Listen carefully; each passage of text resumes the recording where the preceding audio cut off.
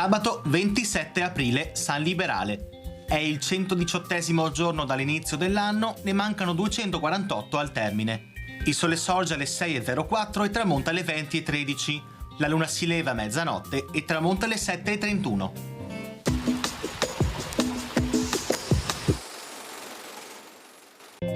Nasce a Padova Pietro Selvatico, letterato e critico d'arte.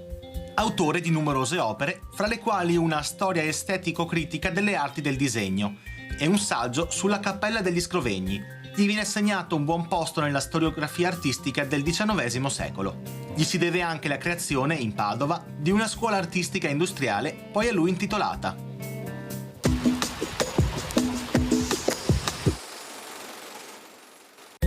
Le previsioni per domani. Alternanza di nuvole e rasserenamenti, senza precipitazioni e con temperature in aumento.